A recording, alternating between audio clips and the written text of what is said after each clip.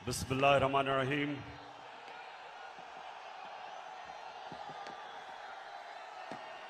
अल्लाह तेरी इबादत करते हैं, तेरे से मदद मांगते हैं।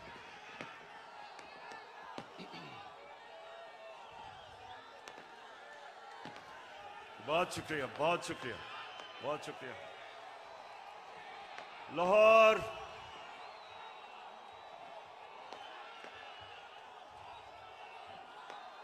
शुक्रिया, शुक्रिया। लाहौर मैं आपका जितना भी शुक्रिया अदा करूं वो कम है।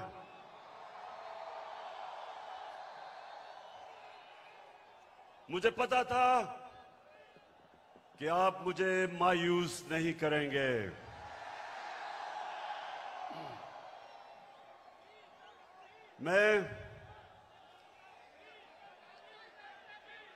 मैंने कभी इतने बड़े जलसे के सामने खिताब नहीं किया। आप सबका शुक्रिया, माशाअल्लाह। अल्लाह का भी शुक्र अदा करता हूं कि उसने आपके दिल में वो शऊर डाला, आपको जगाया। ये अल्लाह का करम है, ये अल्लाह का खास करम होता है जब वो एक कौम को जगा देता है और एक इंसानों के हजूम को एक कौम बना देता है। ये अल्लाह तेरा लाख लाख शुक्र है। लाहौर में इधर पास ही मेयो हॉस्पिटल में पैदा हुआ था और मुझे बचपन से एहसास था। ये आपने आज गौर से बातें सुन। सामने प्लीज बैठ जाएं, बैठ जाएं, आप बैठ जाएं। वो नीचे देख सकते नीचे। बैठ जाओ, बैठ जाओ, बैठ जाओ, बैठ जाएं, सामने बैठ जाएं। वो देख नहीं सकते। बैठ जाएं प्लीज। देखें, मैं पाकिस्तान के साथ बड़ा हुआ हूं। मैं बार बार लोगों को बताता हूं कि मेरे मां बाप एक गुलाम हिंदुस्तान में पैदा हुए थे और उन्होंने पाकिस्तान की तहरीक में शिरकत की थी। और बचपन से उन्होंने मुझे एक चीज बताई कि तुम खुशकिस्मत हो कि एक आजाद मुल्क में पैदा हुए हो। और मैंने जब क्रिकेट की ग्राउंडों के ऊपर अपने मुल्क का नाम ऊपर किया और हमारा पाकिस्तान आहिस्ता आहिस्ता आहिस्ता क्रिकेट की दुनिया में ऊपर जाना शुरू हुआ, तो हमें फख्र होता था कि हम वो पाकिस्तानी हैं जो एक आजाद पाकिस्तान को दुनिया में उठा रहे हैं। तो मेरे पाकिस्तानियों, लाहौर के लोगों, जो आप सब यहां हैं, जो बाहर हैं, वैसे मैंने कभी इतनी पब्लिक नहीं देखी। मैं फिर से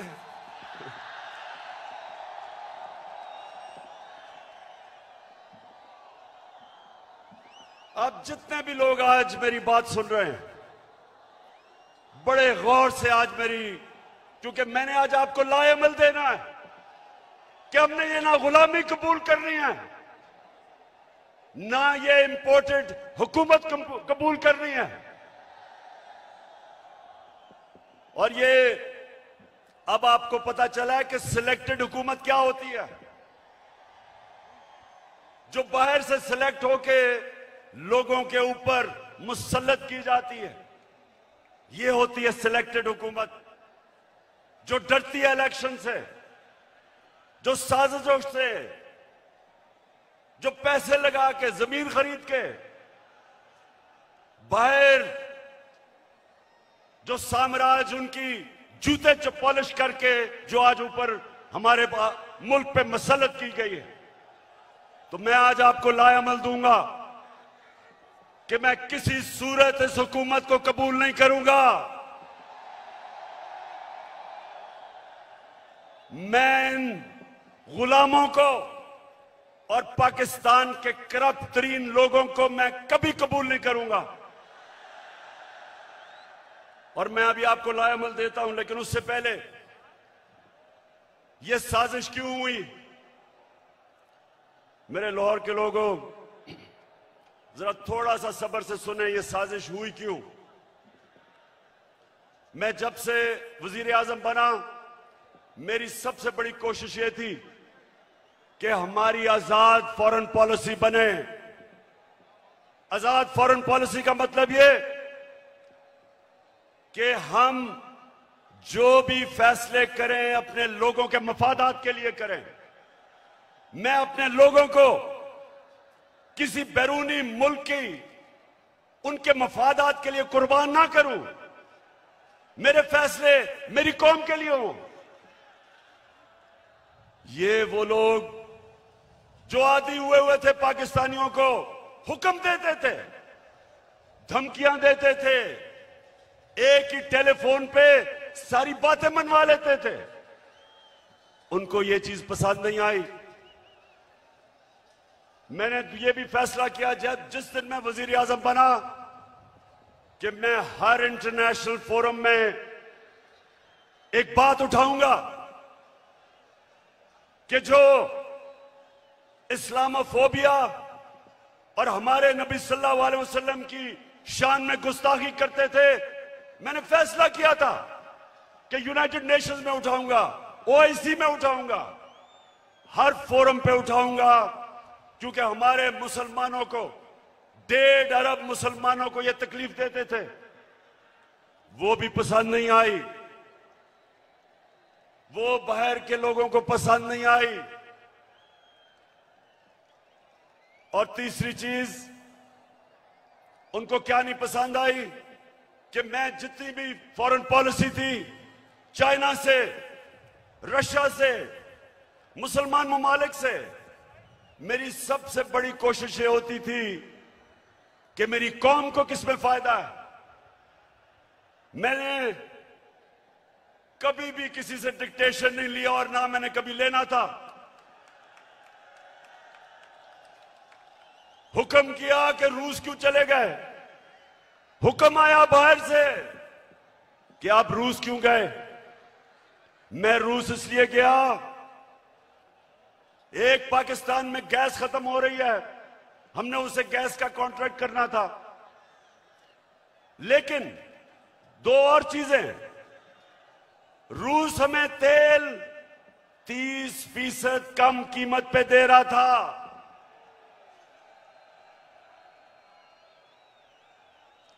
तेल 30% कम कीमत पे, इसका मतलब कि पेट्रोल और फजल रहमान को 30% कम पे हम बेच सकते थे।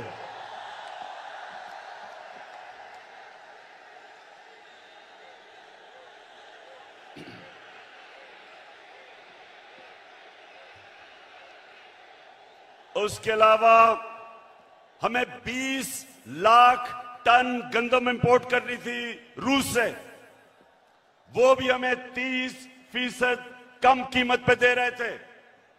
मैं इसलिए गया था कि मेरे लोगों को फायदा था, मेरी आवाम को फायदा था, मैं महंगाई कम कर सकता था। और ये देखें कि हिंदुस्तान जो अमेरिका का करीबी एलाई है, स्ट्रेटेजिक एलाई है, वो तेल मंगवा रहा है रूस से। उसको अमेरिका ने कहा कि ना तेल खरीदो, उसने आगे से सीधा जवाब दिया अमेरिका को कि हम अपने लोगों के मफादात के लिए फैसले करते हैं। यानी कि हिंदुस्तान की फॉरेन पॉलिसी उनके लोगों के मफादात के लिए, और हमारी फॉरेन पॉलिसी किसी और कौम की मफादात के लिए।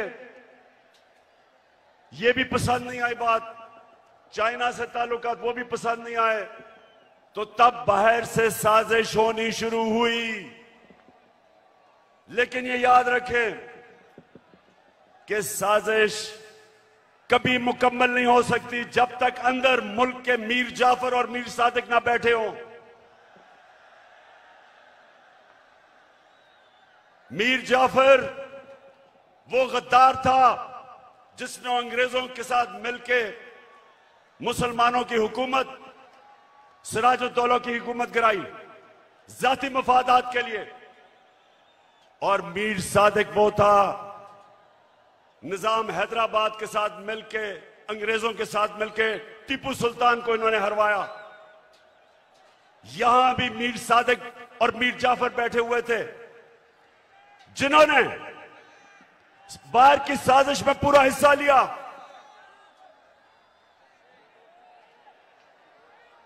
क्या हुआ?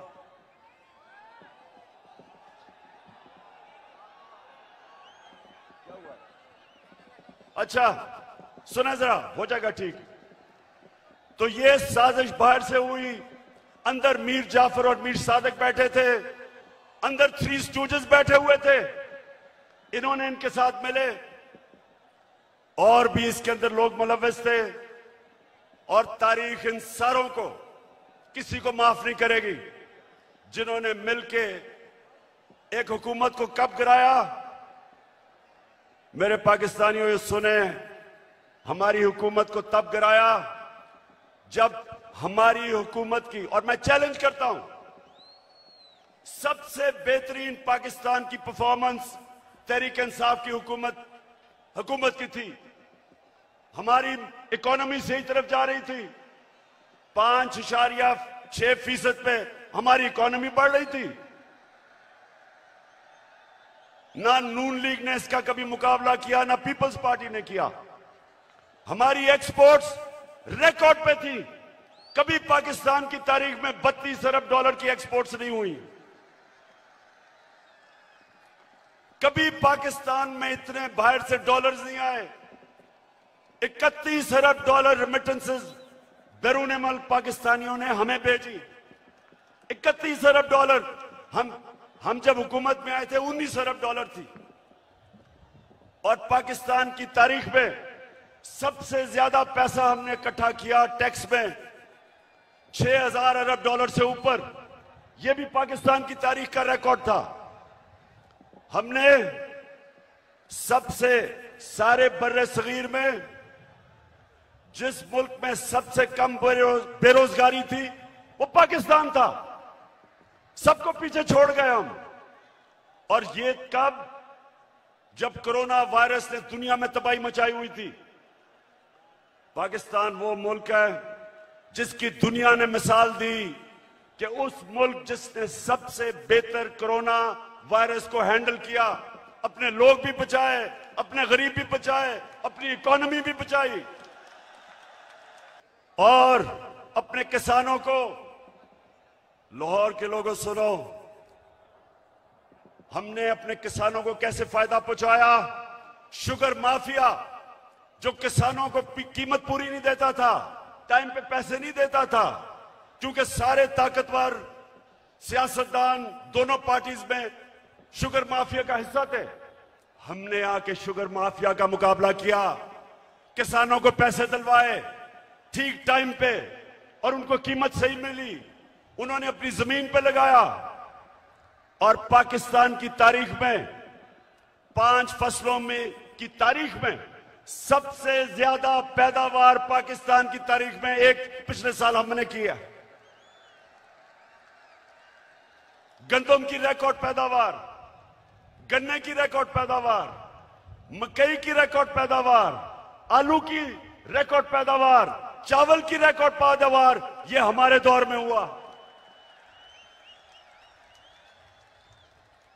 जब दुनिया कह रही थी कि पाकिस्तान की इकोनॉमी सही रास्ते पे निकल गई है और जिस रास्ते पे जा रही है आईएमएफ की गुलामी से आजाद होने जा रही थी, तब इन्होंने हमारी हुकूमत को साजिश करके गिराया।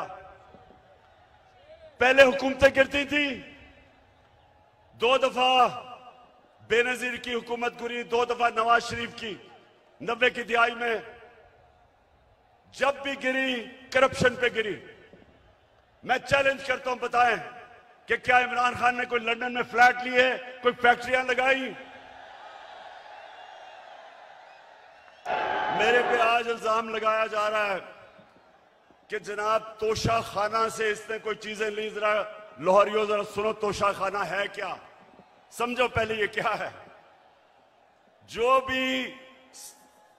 भी तोहफा मिलता है प्राइम मिनिस्टर और उनके वजीरों को, जो भी तोहफा मिलता है वो तोशा खाना में जाता है।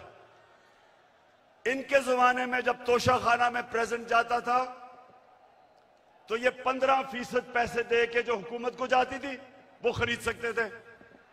हम आए, हमने 50% रखा, 50% हुकूमत को जाता था और जो भी हम खरीदना चाहे हम खरीद सकते थे। जो भी मैंने खरीदी सब रिकॉर्ड के ऊपर है, सब कानून के अंदर है। और आज मैं आप सबको यह भी बता दूं कि मैंने उन पैसों से जो मेरे घर के नीचे सड़कें जो आम लोगों को भी फायदा पहुंचाती थी, वो तोशा खाना के पैसे से सड़क ठीक की, हुकूमत का पैसा नहीं लिया। मेरा जो घर है मैं कानून के मुताबिक उसको कैंप ऑफिस बना के सारे खर्चे हुकूमत देती है, यानी आप देते हैं टैक्स, आप टैक्स पेयर उसका पैसा सारा देता है। मैं अपने खर्चे देता हूं। मैं कोई ना लाहौर का घर ना वहां कैंप ऑफिस नहीं किया, अपने पैसे से वो चलाया। जो दीवार नीचे बनानी थी सिक्योरिटी फेंस, गवर्नमेंट से पैसे नहीं लिए, अपना ऑफिस चलाया, गवर्नमेंट से पैसे नहीं लिए। और ये लोग जो आज प्रोपेगेंडा कर रहे हैं, मैं चैलेंज करता हूं कि तुम्हारे मैं चैलेंज करता हूं कि कभी पाकिस्तान की तारीख में किसी प्राइम मिनिस्टर ने अपने ऊपर इतना कम पैसा खर्च नहीं किया जो मैंने किया। तो एक और वजह कि बाहर से साजिश हुई। अब ये जरा गौर से सुनना है आपने, क्योंकि मैं चाहता हूं इसके बाद जो मैं आपको लाएमल दूंगा वो बड़ा जरूरी है कि पहले आप समझ जाएं कि ये हुआ क्या, ये क्या कितनी बड़ी साजिश इस मुल्क के खिलाफ की गई है। एक और हमारे साम्राज्य जो बाहर बैठे हुए हैं, एक और मसला क्या था कि मैं पहले दिन से, जिस दिन जनरल मुशर्रफ घुटने टेक गया एक टेलीफोन कॉल की अमेरिका से और उनकी जंग में लेके गया, मैं पहले दिन से इसके खिलाफ था। हर फोरम पे मैंने कहा कि ये हमारी जंग नहीं है। हर जगह मैं कहता गया कि पाकिस्तानियों को कुर्बान कर रहे हो किसी और की जंग में। और मैंने ये भी कहा कि अफगानिस्तान में कोई मिलिट्री सोल्यूशन नहीं है, बातचीत से मसला हल होगा। मुझे बुरा भला कहा गया, तालिबान खान कहा गया, मुझे कहा मैं दहशतगर्दों के साथ हूं, मेरी पूरी कैरेक्टर असैसिनेशन हुई। लेकिन मैं क्यों कह रहा था कि हमारी जंग नहीं है? क्योंकि मेरे पाकिस्तानियों, फॉरेन पॉलिसी बनती है, बार बार अपने ज़हन में डाल लो, अपने लोगों के फायदे के लिए।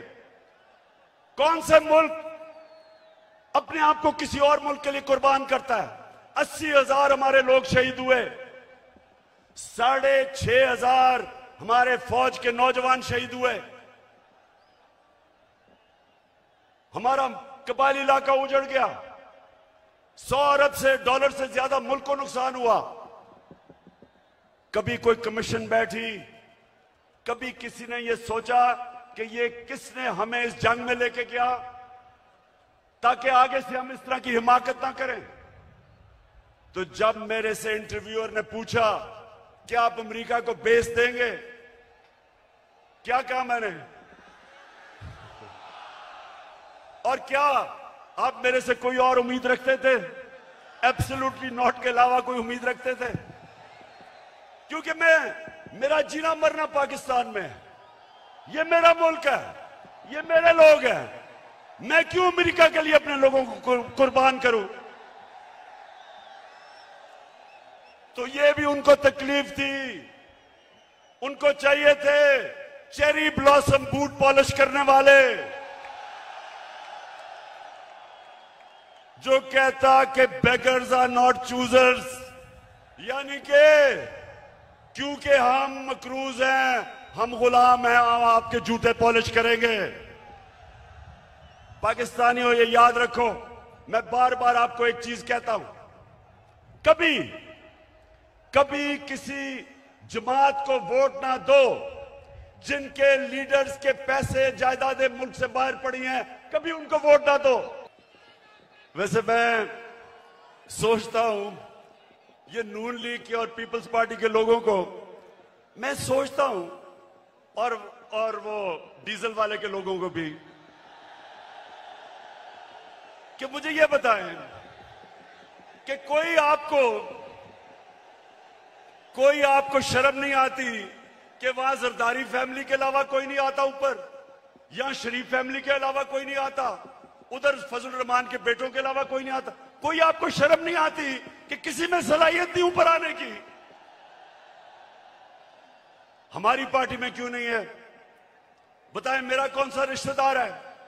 बताएं कौन है रिश्तेदार, कौन सा दोस्त है मेरा पावर में? क्योंकि मेरिट के ऊपर चल रहे हैं हम। ये खानदानी पार्टीज, मैं इनके ऊपर हैरत मुझे होती है कि क्यों नहीं इनको अजीब लगता कि वो एक बच्चे को बाहर से उर्दू उसको पूरी आती नहीं, उसके सामने बड़े बड़े झुके हुए होते हैं। वो जब नवाज शरीफ प्रेसिडेंट ओबामा को मिला पर्चियां पकड़ के, तो जिसकी काम पे टांग रही थी, 14 साल हो गए उर्दू नहीं आ रही सही तरह, करते करते में फर्क ही नहीं पता चलता उसको। तो दूसरी तरफ वो मरियम तैयार है जिसने जिंदगी में 1 घंटे का काम नहीं किया, वो तैयार बैठी है, उसका बेटा तैयार बैठा है, उनके रिश्तेदार तैयार बैठे हैं सबके। तो कोई इनके लोगों को कोई एहसास नहीं कि ये हैं कौन, इनकी सलाहियत क्या है स्वाय चोरी करने के, कि इनके अलावा कोई ऊपर ही नहीं आ सकता।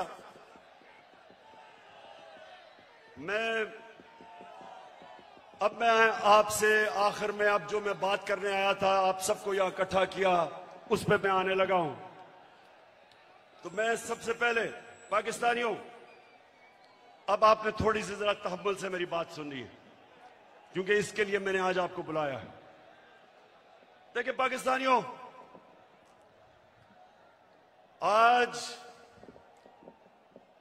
आज वो दिन है 84 साल पहले इलामा इकबाल इस दुनिया से गए थे।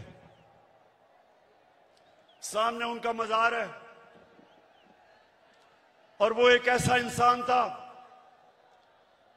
शायद ही कोई ऐसा ज़ेन 500 साल में मुसलमान दुनिया में आया हो।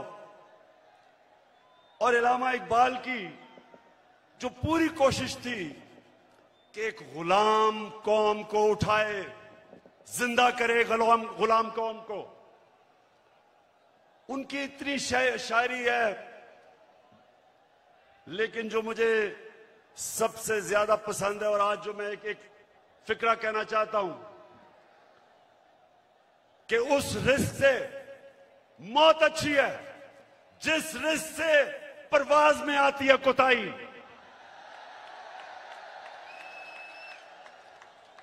पाकिस्तानियों, यहां 1940 में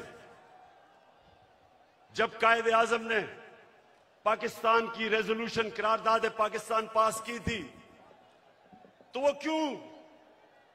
क्यों एक इतनी बड़ी ख्वाब उन्होंने यह अनाउंस की थी कि हिंदुस्तान के मुसलमानों ने फैसला किया कि हम एक आजाद मुल्क में रहना चाहते हैं। ये पाकिस्तान सिर्फ इस खित्ते के मुसलमानों के लिए नहीं था, जो हिंदुस्तान में मुसलमान जो नहीं पाकिस्तान आ सके, उन्होंने भी वोट दी पाकिस्तान के लिए, क्योंकि पाकिस्तानियों बड़ी ख्वाब का नाम था पाकिस्तान। और पाकिस्तान का जो नारा था, पाकिस्तान का मतलब क्या, मैं ये चाहता हूं आज कि पहले आप ला इलाहा इल्लल्लाह का मतलब सही माने में समझ लें। ला इलाहा इल्लल्लाह का मतलब यह है कि वो एक इंसान को आजाद कर देता है, एक छोटे इंसान को एक अजीम इंसान बना देता है। मौलाना रूमी ने कहा कि अल्लाह ने जब तुम्हें पर दिए, क्यों चूंटियों की तरह जमीन में रेंग रहे हो? क्योंकि ला इलाहा इल्लल्लाह इंसान को पर देता है। जब इल्लामा इकबाल कहता है कि परवाज में कुताई ना आए, तो कुताई तब आती है जब इंसान गुलामी करता है। कभी गुलाम बड़े काम नहीं कर सकता, सिर्फ एक आजाद इंसान बड़े काम कर सकता है। और मैंने रहमतुल लिल आलमीन अथॉरिटी इसलिए बनाई क्योंकि मुझे एहसास हुआ कि हमारे बच्चों को, हमारे नौजवानों को सीरत नबी का तो पता ही नहीं है। हमारे नबी सल्लल्लाहु अलैहि वसल्लम ने, ये जरा लाहौर के लोगों तहम्मुल से सुनो मेरी बात, उन्होंने मदीना में इंसानों को पर लगा दिए। वो अरब जिनकी कोई हैसियत नहीं थी, दो सुपर पावर थी दोनों तरफ, पर्शियन और रोमन एम्पायर, बेजेंटाइन एम्पायर, बीच में वो अरब जिनकी कोई हैसियत नहीं थी। मैंने इसलिए अपने बच्चों को फैसला किया कि हम सीरत नबी पढ़ाएं अपने नौजवानों को, ताकि आपको पता तो चले कि क्यों अल्लाह ने हमें हुक्म दिया है कि नबी के रास्ते पे चलो। क्योंकि उससे अजीम इंसान कभी आया ही नहीं, ना आ सकता।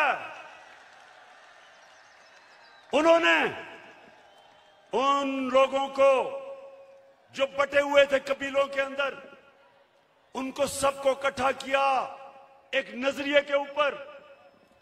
ला इलाहा इल्लल्लाह का मतलब उनके दिलों में गया, उनकी जंजीरें टूटी। जंजीरें जो इंसान को जमीन पे रखती हैं, इकबाल के शाहीन बने वो, दुनिया की उन्होंने इमामत की। और ये दुनिया की तारीख का हिस्सा है, ये सारी दुनिया की तारीख का हिस्सा है जिसका हमें पता ही नहीं है कि उन्होंने क्या किया था, जो इंसानों की जंजीरें तोड़ के उन सबको दुनिया की लीडर्स बना दिया। तो पाकिस्तानियों, इसलिए मैं आज आपके पास आया हूं कि ये जब कहता है कि बेकर्स आर नॉट, कि हम जनाब मकरूज हैं इसलिए गुलाम हैं। शहबाज शरीफ, तुम पैसे के गुलाम हो, हम कौम आजाद हैं। और दूसरा कहता है कि जनाब हम तो लाइफ सपोर्ट मशीन पे हैं, अमेरिका जब चाहे बंद कर दे। शर्म करो, शर्म करो कि 22 करोड़ लोगों को तुमने गुलाम बना के रख दिया, क्योंकि तुम खुद गुलाम हो, तुम्हारे पैसे बाहर पड़े हैं, अपने पैसों की पूजा करने वाले तुमने। हम जो एक बड़ी अजीम ख्वाब पाकिस्तान जो बनना था, आपने हमें चूंटियों की तरह जमीन पे रखा हुआ है। मैं आज आपको आजाद करने आया हूं। मैं आप आज से अहद लेने आया हूं कि हमने इकबाल का शाहीन बनना है। हमने किसी सूरत किसी के सामने झुकना नहीं है। हमने 22 करोड़ की एक ऐसी कौम बनना है, वो कौम बनना है। और मेरा लीडर कायदे आजम था, जो एक गुलाम हिंदुस्तान में भी आजाद आदमी था। तो पाकिस्तानियों, मैं चाहता हूं कि आप अपना मुकाम समझें। कुरान में अल्लाह कहता है कि मैंने इंसान को अशरफुल मखलूकात बनाया, सबसे अजीम मखलूक। फरिश्तों को कहा कि इंसान के सामने झुको। शैतान को उन्होंने जन्नत से निकाला एक वजह से, इबादत तो वो सबसे ज्यादा करता था अल्लाह की, क्योंकि उसमें तकब्बर था, कहता मैं इंसान के सामने नहीं झुकता। और अल्लाह ने उसे कहा कि तुम्हें भी अंदाजा नहीं कि मैंने इसको क्या सलाहियतें दी हैं। और कुरान में फिर ये भी है, जब इंसान ऊपर जाता है तो फरिश्तों के उससे ऊपर चला जाता है, लेकिन जब वो गिरता है जानवरों से नीचे गिर जाता है। हमारे ऊपर है हम ऊपर जाना चाहते हैं या जमीन पे रेंगना चाहते हैं? पाकिस्तानियों, आप एक दफा फैसला कर लें। जब आप फैसला करेंगे कि हम किसी सूरत स्वाय अल्लाह के किसी के सामने नहीं झुकेंगे, आपकी परवाज ऊपर चली जाएगी। जिस दिन ला इलाहा इल्लल्लाह का मतलब आप समझ गए, आपकी जंजीरें टूट जाएंगी। ये जो गुलामी की जंजीरों में हमें डालना चाहते हैं, टूट जाएंगी। अब सब उठ जाएंगे। 22 करोड़ लोग हैं, बाहर पाकिस्तानी बैठे हैं, हर किस्म की सलाहियत रखते हैं, लेकिन ये चोर और डाकू, पैसे के गुलाम, अगर ये आपके ऊपर बैठे रहे, ये मुल्क कभी आगे नहीं बढ़ेगा बल्कि नीचे जाएगा। हमारी कभी फॉरेन पॉलिसी आजाद नहीं हुई। स्वाय थोड़ी देर के भुट्टो के जमाने में, और भुट्टो को साजिश करके अंदरूनी मीर जाफर ने उसको फांसी दिलवाई। कभी उसके बाद आजाद नहीं हुई, लेकिन कभी इतनी गुलाम भी नहीं हुई जो ये 3 स्टूजेस के दौरान हुई है। जो इन्होंने हमारे साथ किया, जिस तरह इन्होंने हमें गुलामी करवाई, इसकी कोई मिसाल नहीं है। रमजी यूसुफ को पकड़ा दिया अमेरिकनों को, हमारे कानून के बरखिलाफ। एमएल कांसी को पकड़ा दिया, हमारी अदालतों को पूछे बगैर। एमएल कांसी के वकील ने अमेरिका की अदालत में क्या कहा, जब उन्होंने पूछा जज ने कि क्यों पाकिस्तान के कानून के बगैर आप उसको उठा के ले गए, तो उसका वकील कहता कि पाकिस्तानी अपनी वालदा को बेच देंगे डॉलरों के पीछे। और वो किसका दौर था? नवाज शरीफ का दौर था। हम नहीं बेचेंगे, ये नवाज शरीफ बेच देगा, पैसे का पुजारी है। फिर जनरल मुशर्रफ का दौर आया, 9/11 के बाद इसने पकड़ पकड़ के पाकिस्तानियों को ग्वांटानामो बे में दे दिए। मुल्ला ज़ईफ तालिबान का एम्बेसडर था, जिनीवा कन्वेंशन के मुताबिक उसको प्रोटेक्शन थी। उन्होंने उसके बावजूद पकड़ा दिया, उनको ग्वांटानामो बे में भेज दिया। हमारे मुल्क से लोगों को उठा उठा के ले गए। हम जंग उनकी लड़ रहे हैं और दुश्मन हम ही बने हुए हैं। 400 ड्रोन अटैक्स करवा दिए, कबायली इलाके को उजाड़ दिया। जो कबायली इलाके के लोगों को मुश्किलों का सामना करना पड़ा, आप सोच भी नहीं सकते। 35 लाख लोगों ने नकल मकानी की वहां से, 40 लाख लोगों ने स्वात से नकल मुकानी की। या मेरे 2 एक्स मिनिस्टर्स बैठे हुए हैं, मुराद सईद, इसकी वालदा को एक उसी जंग में स्वात में जब बम फटा तो उसकी वालदा के सर पे लगा, अभी तक वो कोमा में है, सालों से वो कोमा में पड़ी हुई है। यहां सरताज गुल है, उसका भाई यहां खुदकुश हमले में लाहौर में वो बेचारा शहीद हुआ। मेरे मां और वालिद की दोनों तरफ से एक जनरल बिलाल शहीद हुए वालदा की तरफ से, और न्याजी हमारे मियां वाली से शहीद हुए। 80,000 हमारे लोग मारे गए। क्यों? पाकिस्तान की जंग से क्या ताल्लुक था? क्योंकि गुलाम बैठे हुए थे। हमें कुर्बान किया गया किसी की खातिर, और हमें दुनिया में जिल्लत मिली।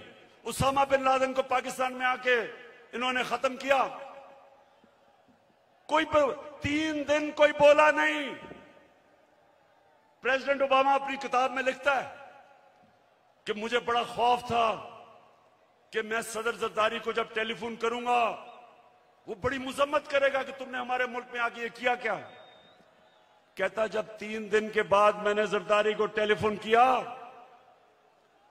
तो कहता मुझे मुबारक देनी शुरू कर दी उसने।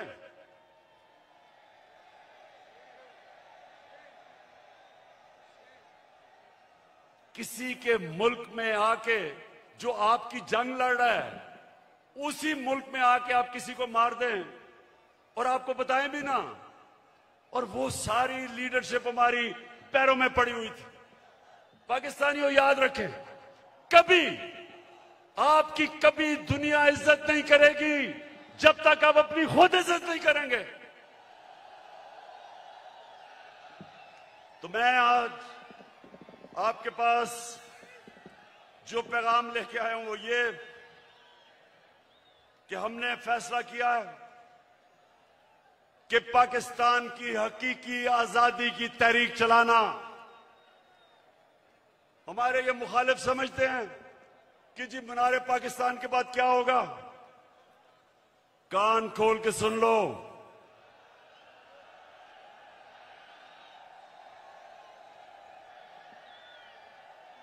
कान खोल के सुन लो कि असल पार्टी तो अब शुरू हुई है, क्योंकि जिधर इनके पैसे बाहर पड़े हैं, इनकी जायदादें बाहर पड़ी हैं, इनकी प्रॉपर्टीज बाहर हैं, इनके ऑफशोर अकाउंट्स बाहर हैं।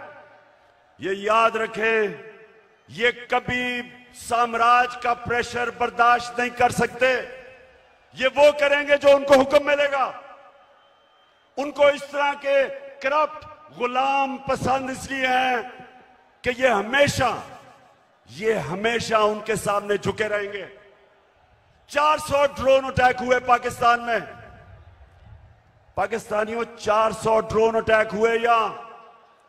कोई दुनिया में मिसाल ही नहीं कि जिस मुल्क के लिए आप जंग लड़ रहे हैं वो आपके ऊपर ही बमबारी कर रहा है। इसकी कोई मिसाल नहीं मिलती। 400 ड्रोन अटैक हुए पाकिस्तान में। एक दफा कभी नवाज शरीफ के मुंह से एक दफा निकला कि ये आप बड़ा गलत कर रहे हैं, ये सारे ह्यूमैनिटेरियन लॉज के खिलाफ है, ये कानून के खिलाफ है कि जज, जूरी, एक्सिक्यूशनर 4000 मील दूर बैठ के एक बटन दबाता है और लोग मर जाते हैं, नीचे बम फट जाते हैं। ये 400 ड्रोन अटैक्स हुए पाकिस्तान में। एक लफ्ज इनके मुंह से नहीं निकला। मैं निकला सड़कों पे, मैंने धरने किए ड्रोन्स के खिलाफ, मैंने हर जगह अपनी आवाज बुलंद की, लेकिन इनके मुंह से एक लफ्ज नहीं निकला, क्योंकि ये अपने पैसे के गुलाम हैं और पैसे बाहर पड़े हुए हैं इनके। और मेरे पाकिस्तानियों, जो मुझे सबसे ज्यादा तकलीफ है, आप में अभी हौसला है ना, मैंने आपसे बड़ी जरूरी बातें करनी है। तो हुआ क्या, बाहर से साजिश प्लान हुई, अंदर मीर जाफर बैठे हुए थे। हमें एक मुरासला आता है, हमारे एम्बेसडर से मीटिंग होती है एक अमेरिकी ऑफिशियल की, और उधर वो उसको क्या कहता है, ये जरा सुने, तकब्बर सुने जरा, उसका तकब्बर। हमारे एम्बेसडर को कहता है कि अगर तुमने इमरान खान को इस नो कॉन्फिडेंस मोशन में ना हराया तो पाकिस्तान को बड़ी मुश्किलों का सामना करना पड़ेगा। तकब्बर सुने, 22 करोड़ हमारी अवाम, दुनिया का 5वां छठा बड़ा मुल्क, और एक ऑफिशियल हमारे एम्बेसडर को कह रहा है कि अगर तुमने इमरान खान को, ये जो उसके खिलाफ नो कॉन्फिडेंस मोशन आ रहा है, अभी आया नहीं था, उसको पहले ही पता था, कहता कि अगर ये आपने इसको ये अगर कामयाब ना हुआ इसके खिलाफ तो पाकिस्तान को बड़ी मुश्किलों का सामना करना पड़ेगा। लेकिन अगर कामयाब हो गया, और ये सुनो मेरे पाकिस्तानियों, कहता अगर कामयाब हो गया तो हम पाकिस्तान को माफ कर देंगे।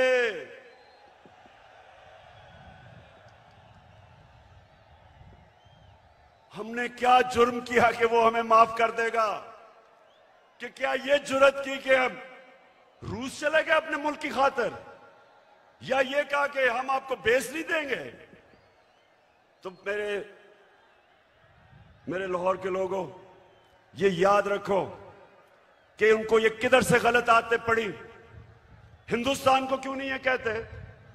इनकी जुर्रत है हिंदुस्तान के प्राइम मिनिस्टर को वहां, अच्छा प्राइम मिनिस्टर मैं हूं, ये सुना जरा, चीफ एग्जीक्यूटिव पाकिस्तान का मैं हूं, और मैसेज किसको दे रहे हैं? किसको कह रहे हैं किसको हटा दो? बताएं किसको कह रहे हैं? प्राइम मिनिस्टर तो मैं था। तो मेरे पाकिस्तानियों, जरा गौर से सुने ये साजिश फिर क्या होता है। एकदम अगले दिन अदम एतमाद की वो आती है तहरीक, वो आप टेबल करते हैं असेंबली में, और हमारे जनाब 20 लोगों को वहां सिंध हाउस में जाना शुरू हो जाते हैं, उनकी बोली लग जाती है, 20-20 करोड़ में उनके जमीर बिकने शुरू हो जाते हैं।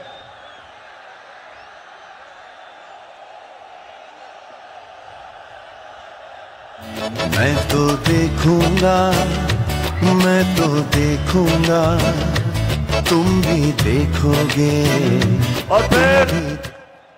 और फिर जो हमारे इत्तेहादी हैं, मैं मुंह से लाई आज आपको खराज तहसीन पेश करता हूं। आप वाहिद रह गए, बाकी सारे चले गए। मैं तो देखूंगा, मैं तो देखूंगा, उनकी कीमतें लगी, बोलियां लगी, जैसे बकरा ईद पे बकरे बिकते हैं।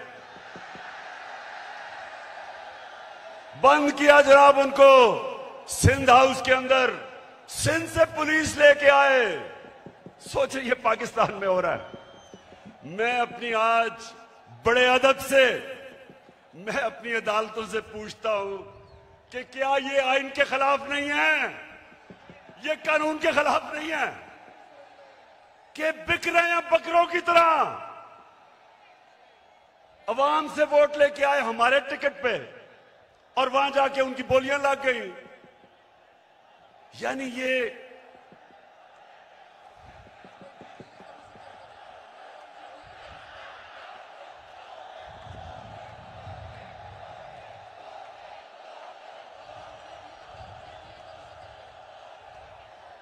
वैसे देखो मेरे पाकिस्तानियों, एक आप सब ने वादा करना है, वोट हमें दे या ना दे, मैं आप सारे पाकिस्तानियों से बात कर रहा हूं, लेकिन खुदा के वास्ते कभी इन लोटों को सारी जिंदगी वोट नहीं देना आपने।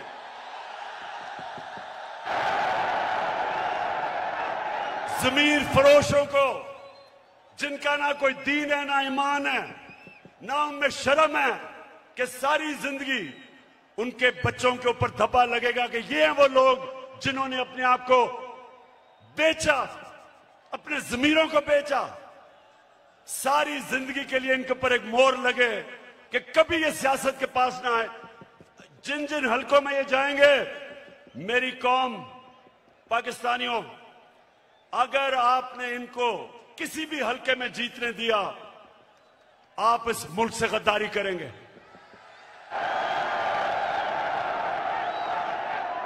और फिर जो होता है वो तारीख का हिस्सा है। अदालतें भी 12 बजे खुल जाती हैं।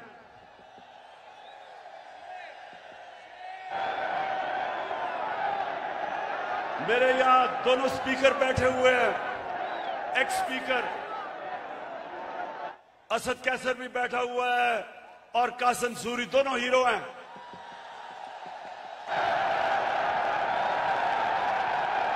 हम सारा वक्त, हमारे आइन में ट्राइकोटमी ऑफ पावर की बात थी, हमारे आइन में यह था कि सुप्रीमेसी ऑफ पार्लियामेंट, लेकिन ये सब हमने अपनी आंखों के सामने, हमने सब ये इसको जाते देखा और हमने फिर ये देखा। और ये सबसे तकलीफदेह चीज है पाकिस्तानियों, जरा मेरी ये बात सुननी है। सबसे तकलीफदेह चीज क्या है कि इस मुल्क के सबसे बड़े डाकू 30 साल से जो इस मुल्क को लूट रहे थे, जिनके ऊपर करप्शन के केसेस थे, जो जमानत पे थे, उनको इस कौम के ऊपर मुसल्लत किया गया।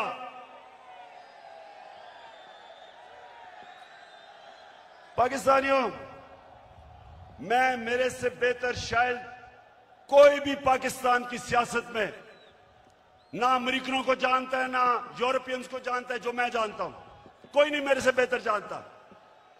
उनके अपने मुल्कों में ये कोई तस्वर भी नहीं कर सकता, कोई सोच भी नहीं सकता कि एक आदमी जमानत पे हो, उसको पार्लियामेंट तो दूर की बात है, उसको चपड़ासी भी बना दे, या उन्होंने हमारा प्राइम मिनिस्टर बना दिया और उसके बेटे को, जो सारा लाहौर जानता है कि हर एक एक चीज के ऊपर रिश्वत लेता था, उसको चीफ मिनिस्टर का कैंडिडेट बना दिया। मैं ये सोचता हूं, आज मेरे पाकिस्तानियों सुनो जरा, मैं ये सोचता हूं क्योंकि मैं उन माशरों को बड़ी अच्छी तरह जानता हूं कि वो हमें कितनी हकारत से देखते हैं, हमें वो क्या समझते हैं कि चोरों के हमारे ऊपर मुसल्लत कर दिया। खुद सोचो, 20 साल ये जो आज बैठे हुए हैं, ये एक दूसरे को चोर कहते रहे हैं। क्या ये चेरी ब्लॉसम ने नहीं कहा था कि मैं आसिफ जरदारी का पेट फाड़ के पैसा निकालूंगा? ये क्या लोगों को बेवकूफ समझते हैं? क्या नवाज शरीफ ने 2 दफा आसिफ जरदारी को जेल में करप्शन पे नहीं डाला था? और क्या आसिफ जरदारी ने हुदैबा पेपर मिल का अरबों रुपए का केस नवाज शरीफ और शहबाज शरीफ पर नहीं किया था? और क्या ये दोनों मिलके फजल रहमान को डीजल नहीं कहते थे?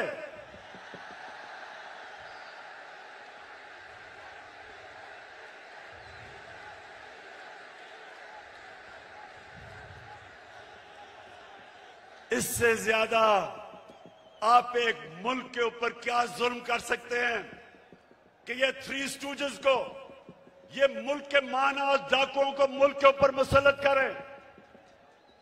मैं आपको आज ये बता रहा हूं, जब तक मैं जिंदा हूं मैं इनका मुकाबला करूंगा, मैं कभी इनको तस्लीम नहीं करूंगा।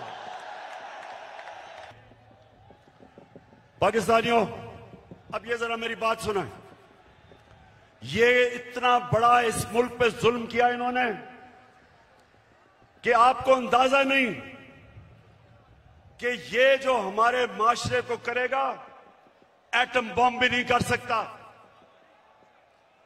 मेरे नबी सल्लल्लाहु अलैहि वसल्लम ने तकरीबन 1500 साल पहले कहा था, ये सुने मेरी बात खामोशी से, ये बहुत जरूरी आपके लिए समझना है कि क्यों पाकिस्तान एक अजीम कौम नहीं बन सका। 1500 साल पहले उन्होंने कहा था, मेरे पाकिस्तानियों, 1500 साल पहले उन्होंने कहा था कि वो कौमें बर्बाद हो जाती हैं जो छोटे चोरों को पकड़ के जेल में डालती हैं और बड़े डाकुओं को उनका निजाम पकड़ नहीं सकता। ये है आपके सामने। अब इससे बड़ी मिसाल क्या है कि 40 अरब रुपया शहबाज शरीफ और उसके बेटों के ऊपर 40 अरब रुपए के FIA में और नैब में केसेस हैं। FIA के 16 अरब रुपए इसके नौकरों के नाम पे FIA ने पकड़े हैं और इस आदमी को प्राइम मिनिस्टर बना दिया।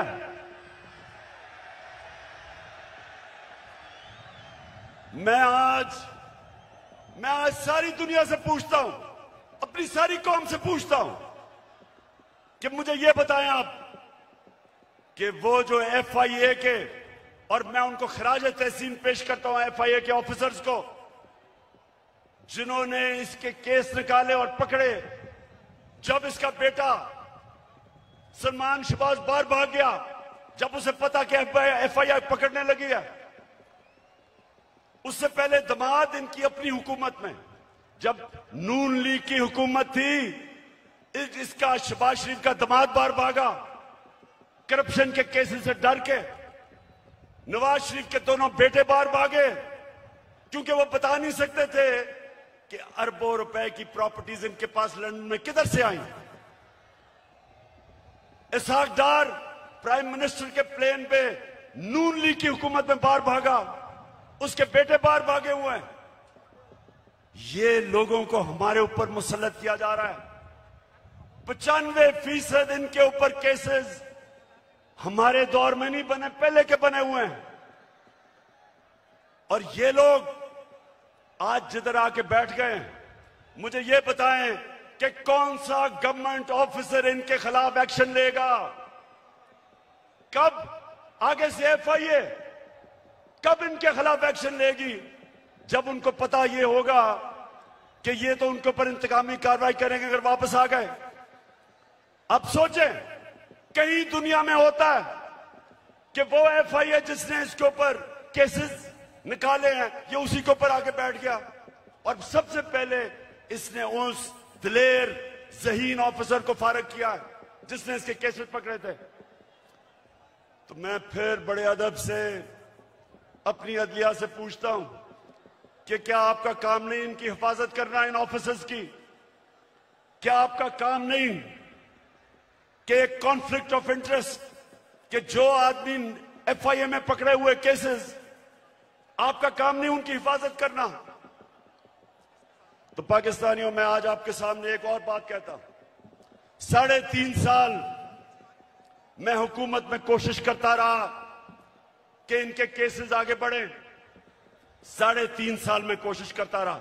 पुराने केसेस थे इनके, जरदारी के ऊपर अरबों रुपए के केस थे, उसकी और उसकी वो जो ओमनी ग्रुप, बिलावल भुट्टो को भी उसी अकाउंट से पैसा जा रहा है, फेक अकाउंट से, जिधर रेहान अली को पैसा जा रहा है। साफ ओपन एंड शट केस। वो जो सिंध का चीफ मिनिस्टर है उसके ऊपर पूरा केस ओपन एंड शट, लेकिन कुछ होता ही नहीं था।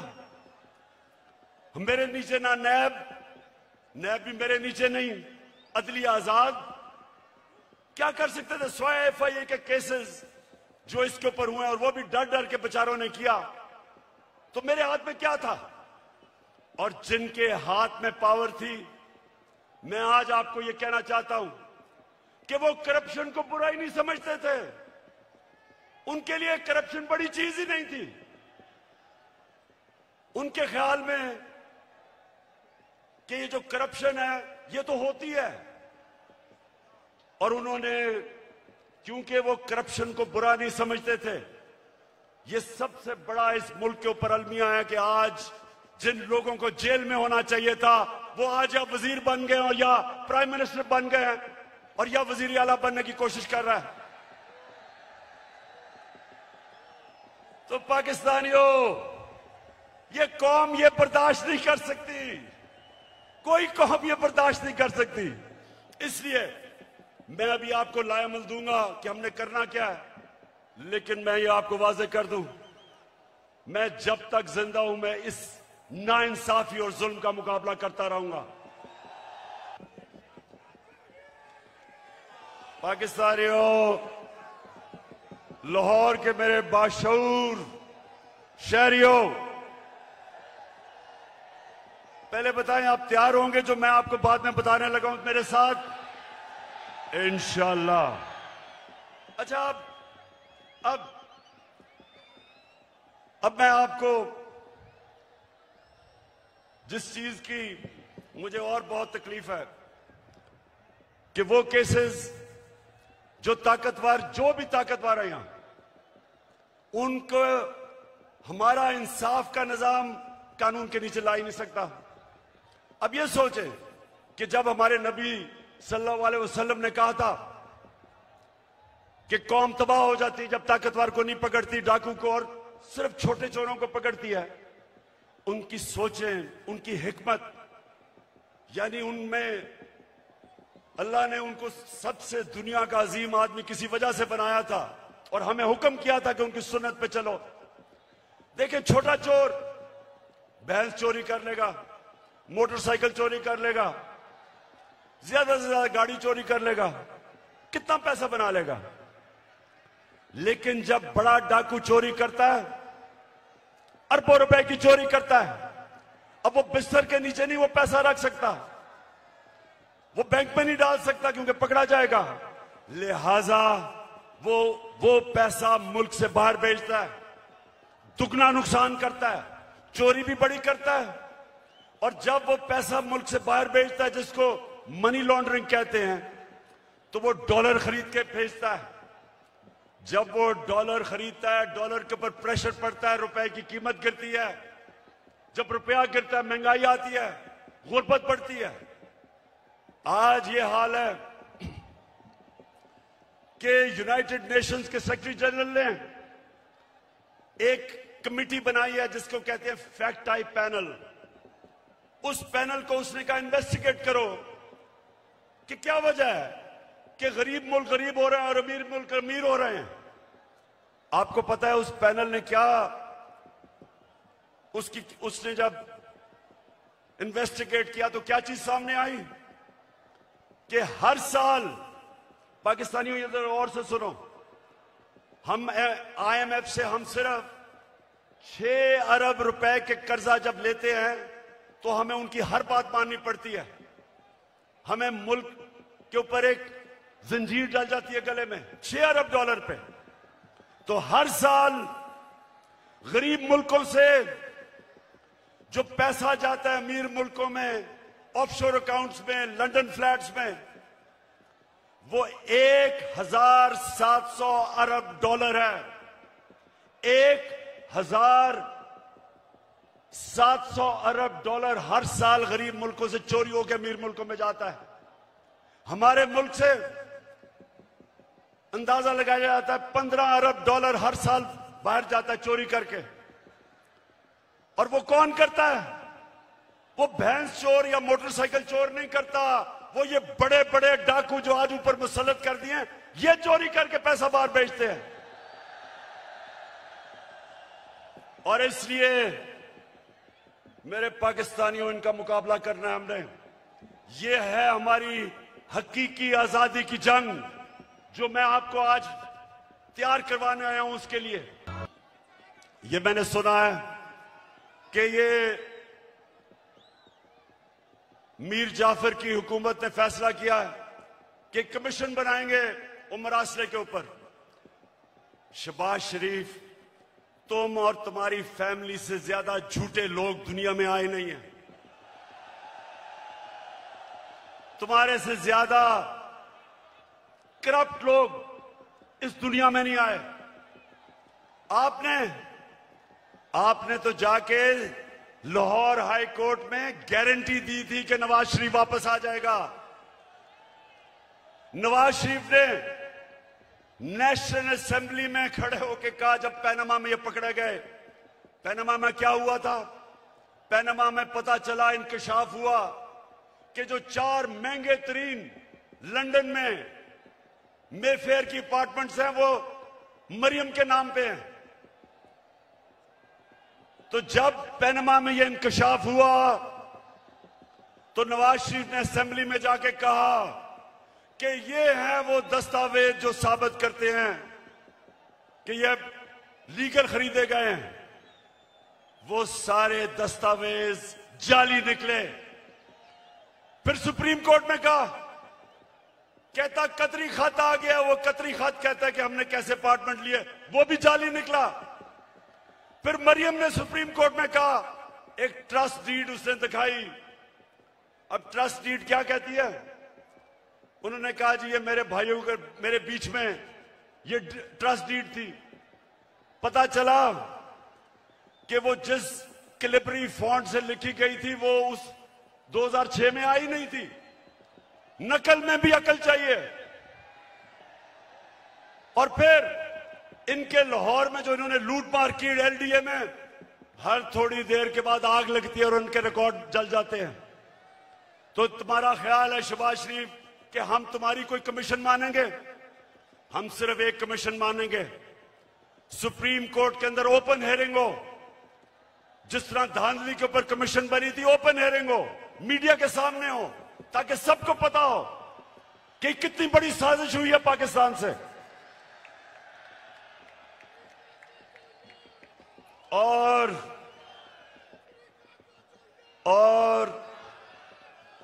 ये जो भी चीफ इलेक्शन कमिश्नर है, ये जो चीफ इलेक्शन कमिश्नर है, इसको तो नून लीग के अंदर कोई ऑफिस का ओहदा दे दो। इसका जितना इसने तहरीक इंसाफ के खिलाफ काम किया, आके मैं तो कहता हूं कि नून लीग के लोग भी शर्म आती है उनको काम करते हुए कि सारे फैसले हमारे खिलाफ। फॉरेन फंडिंग केस क्या है? हमें बैरून मुल्क पाकिस्तानियों ने पैसे भेजे, वो पाकिस्तानी जो कि 31 अरब डॉलर इस मुल्क को भेजते हैं जिस पे पाकिस्तान चलता है, वो फॉरेन फंडिंग नहीं है। और हमने इनको बार बार कहा है कि जब भी आप इन्वेस्टिगेट करें तो नून लीग की भी साथ इन्वेस्टिगेशन करें, पीपल्स पार्टी की भी करें। और लाहौर के लोगों, मैं आपके सामने दावा करता हूं कि जब भी हमारी सामने इन्वेस्टिगेशन होगी, दूध का दूध पानी का पानी हो जाएगा। एक पार्टी होगी पाकिस्तान की तारीख में जो पॉलिटिकल फंड रेजिंग करती है, लोगों से पैसे इकट्ठे करती है। इनके पैसे वो बिजनेसमैन देते हैं जिनके साथ मिलकर ये पैसे बनाते हैं, उनको कॉन्ट्रैक्ट्स दिलवाते हैं, फिर उनसे पैसे लेते हैं। एक एक का नाम भी मुझे पता है, उनसे पैसे लेते हैं। इनके पास कोई फंड रेजिंग का तरीका नहीं है। तो मैं चैलेंज करता हूं कि अगर हिम्मत है तो हम तीनों के इकट्ठे केस सुनो, ताकि सारी कौम को पता हो, सारी कौम के सामने आए कि किससे सही माने में पैसे इकट्ठे करें और कौन 2 नंबरी से पैसे इकट्ठे करता है। हमने सारे पाकिस्तान, ये मैं तहरीक इंसाफ को कॉल नहीं दे रहा, मैं अपने सारे पाकिस्तानियों को कॉल दे रहा हूं, बल्कि मैं नून लीग और पीपल्स पार्टी के लोगों को जो इस मुल्क में आजादी चाहते हैं, जिनको पता नहीं कि कितनी बड़ी साजिश हुई है, मैं उनको भी आज पैगाम दे रहा हूं कि आपने सबने तैयारी करनी है। गली गली, मोहल्ले मोहल्ले, शहरों में, गांवों में आपने सबने तैयारी करनी है, आज से शुरू करनी है। आपने मेरी कॉल की इंतजार करनी है जब मैं आप सबको इस्लामाबाद बुलाऊंगा।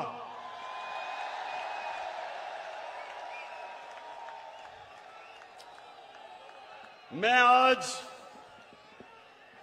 ये वाजे कर दूं कि मैं किसी किस्म का तसादुम नहीं चाहता।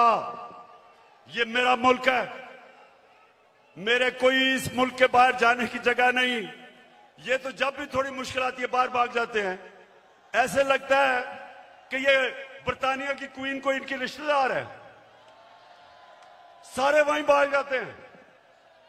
वो इसहाक डार, वो यहीं इधर ही पुराने शहर में, उसका बाप की साइकिलों की दुकान थी, बड़ा मेहनत का आदमी था, लेकिन आजकल उनको जरा देखें, लगता है वो कोई बर्तानिया का लॉर्ड था।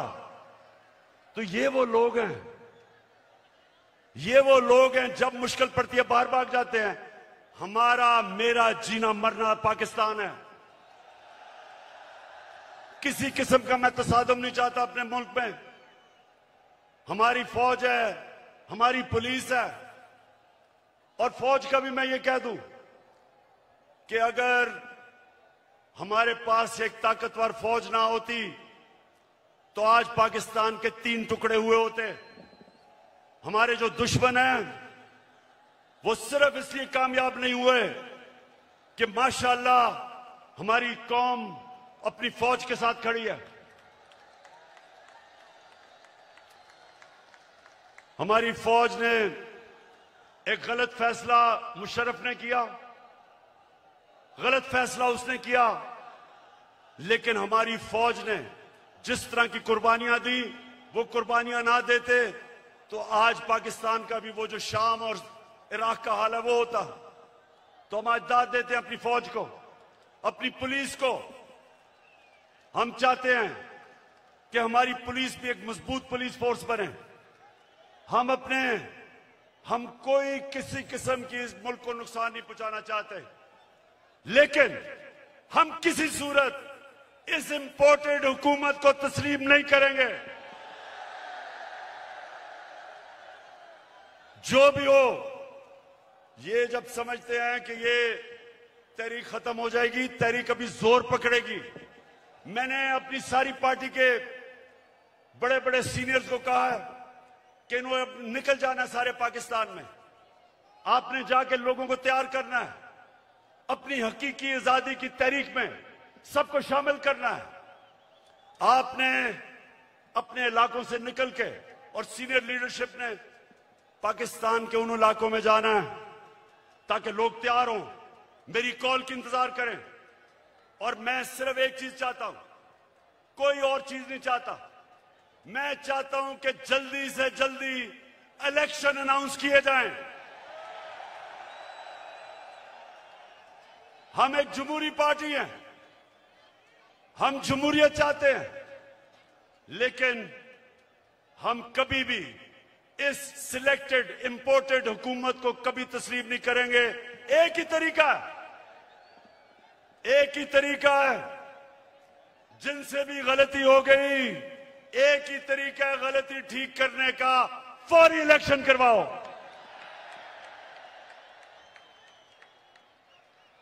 सत्ताईसवीं तारीख को मैं चाहता हूं मेरे पाकिस्तानियों, 27वीं तारीख को शबे दुआ की रात हम बनाएं, अल्लाह से दुआ करें कि हमारी हकीकी आजादी की तहरीक को कामयाब करे अल्लाह। और मैं सबसे अब आखिर में ये अहद लेना चाहता हूं, आपने आज हाथ खड़ा करके मेरे साथ एक अहद करना है कि आपने मेरे बाद रिपीट करना है। अभी जवाब आपको कहूंगा, रिपीट करना है। क्या हम सब आज अहद करते हैं कि हम अपने मुल्क की हकीकी आजादी और जमहूरियत के लिए हर वक्त जद्दोजहद करेंगे, तब तक जद्दोजहद करेंगे जब तक इलेक्शन अनाउंस नहीं होते। पाकिस्तान जिंदाबाद।